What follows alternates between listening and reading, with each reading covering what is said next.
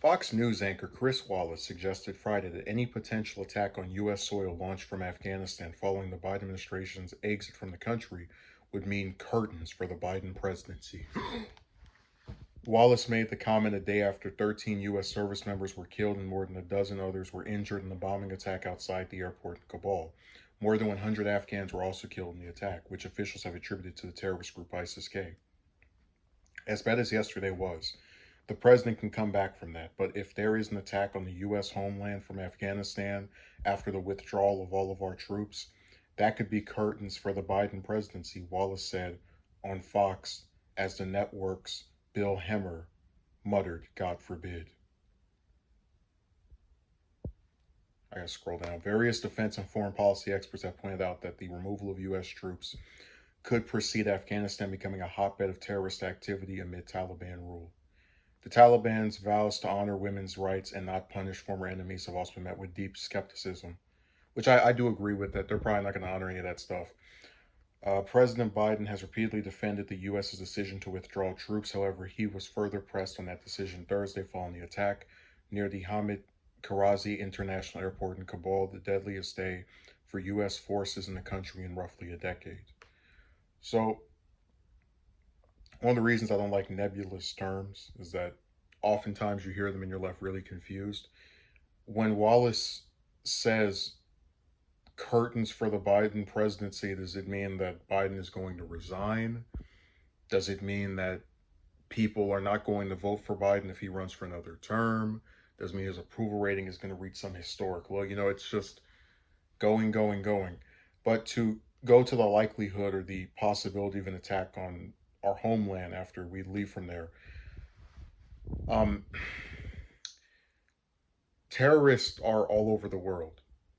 You have terrorists in America that go and shoot up these different places. People have violent intentions everywhere. And I don't think the U.S. military was so amazing that they were able to stop terrorists from coming from Afghanistan to over here if they have violent intent. But I just see this stuff more so as, again, an excuse to tell us, oh, no, we do want to leave at some point, but just not, in anybody's lifetime. They're mad that he's leaving, and they're seizing on the fallout from it to try to make getting out of a war a bad thing. Like I said, these people, they don't talk about any of the service members that died in that conflict before Biden took office. They don't talk about any of the money that was wasted. They just sit here and give you all of these weird hypotheticals about, oh, the Taliban are going to take over and these people that we don't care about, but we're going to pretend we care about, are going to have their rights denied.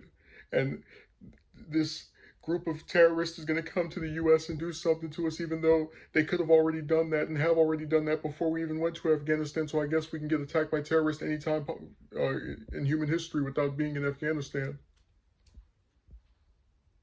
They really want us to stay there forever. And they believe that if they give enough of these like weird hypotheticals and try to scare you, go, oh yeah, this is a bad idea. There is nothing wrong with Biden with what he did. The only thing that was wrong is that we didn't get out sooner. And all this crap of, oh, these people are going to come over here. Let them come. Like the U.S. already has mass shootings, people killing each other. If these terrorists wanted to do something, they would have done it already. And does that justify staying in another country forever? God, I don't get the thought process of these people. Curtains for the Biden presidency. Oh well, we'll just have to lower the curtains then.